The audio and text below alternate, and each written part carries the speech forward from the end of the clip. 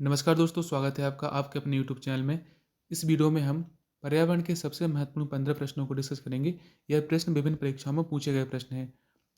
इस टॉपिक से MPPSC, MPSI, MP high court exam, समुदाय शिक्षा वर्ग 3 यानी कि हर एक परीक्षा में यहाँ से प्रश्न पूछे जाते हैं। तो काफ़ी इंपॉर्टेंट वीडियो होने वाला है आप सभी के लिए। वीडियो शुरू होने से पहले यदि आप हमारे यूट्यूब चैनल पर पहली बार आए हो तो चैनल को सब्सक्राइब कर लेना, वीडियो को लाइक कर देना और हो सके तो अपने दोस्तों के बीच आप हमारे यूट्यूब चैनल को शेयर कर सकते हो। देखिए, पहला प्रश्न देख लेते हैं। जलवायु परिवर्तन का कारण क्या है? जलवायु परिवर्तन का कारण क्या है? देखिए, जलवायु परिवर्तन के कई कारण होते हैं। बेसिकली 3 कारण इसमें काफ़ी इंपॉर्टेंट होते हैं। पहला होता है ग्रीन हाउस गैसें, ओजोन परत का क्षरण और प्रदूषण।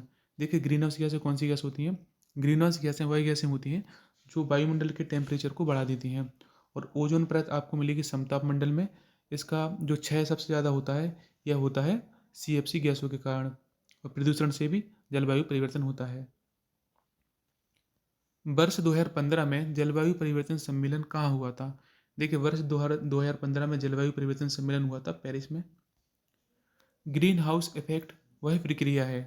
देखिए, ग्रीन हाउस गैस इफेक्ट क्या प्रक्रिया होती है देख लेते हैं, जिसमें वायुमंडल में कार्बन डाइऑक्साइड द्वारा इंफ्रारेड विकिरण को देखिए अवशोषित कर लिया जाता है। क्या कर लिया जाता है? अवशोषित करने के बाद वायुमंडल का तापमान बढ़ जाता है। इसे हम ग्रीन हाउस इफेक्ट कहते हैं।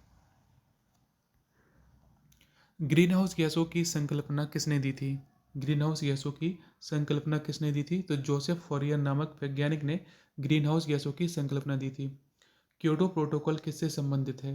देखिए, क्योटो प्रोटोकॉल जलवायु परिवर्तन से संबंधित है। और साथ ही साथ आप उसको रिलेट कर सकते हैं इसमें जो CFC गैसें होती हैं, कार्बन हाउस गैसें होती हैं, उनके उत्पादन को कम करने से भी क्योटो प्रोटोकॉल का संबंध है। विश्व में कार्बन डाइऑक्साइड के उत्सर्जन में सर्वाधिक योगदान करने वाला देश कौन सा है? तो देखिए, विश्व में सर्वाधिक योगदान है कार्बन डाइऑक्साइड के उत्सर्जन में, वह चीन का है। वह देश कौन है जिसे कार्बन निगेटिव देश के रूप में जाना जाता है? तो देखिए, कार्बन निगेटिव देश हम कहते हैं भूटान को, यानी कि यहाँ पॉल्यूशन बिल्कुल कम है।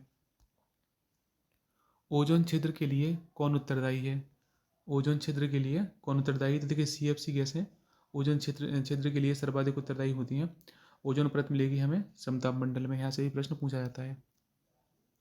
वायुमंडल में ओजोन परत। देखिए, वायुमंडल में ओजोन परत क्या करती है दोस्तों?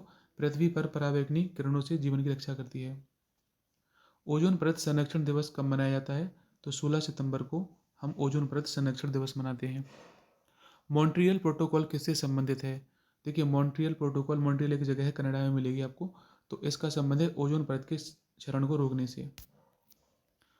वन अनुसंधान संस्थान कहाँ स्थित है? तो देखिए, वन अनुसंधान संस्थान मिलेगा हमें देहरादून में। भारत में वन संरक्षण अधिनियम, देखिए इंपॉर्टेंट है, वर्ड बाई वर्ड को ध्यान करना। वन संरक्षण अधिनियम, फॉरेस्ट संरक्षण अधिनियम कब पारित हुआ था? तो 1980 में हुआ था। याद कर लेना, बिल्कुल यहाँ से प्रश्न पूछा जाएगा।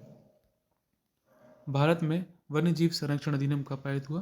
देखिए, वन्य जीव संरक्षण अधिनियम पारित हुआ 1972 में, वन संरक्षण अधिनियम 1980 में, और पर्यावरण संरक्षण अधिनियम 1986 में। तीनों डेट बिल्कुल अच्छे से याद कर लेना, वर्ड बाई वर्ड यहाँ से प्रश्न पूछे जाते हैं। This is the end of this video. Like, share and subscribe. Thanks for watching. जय हिंद, वंदे मातरम।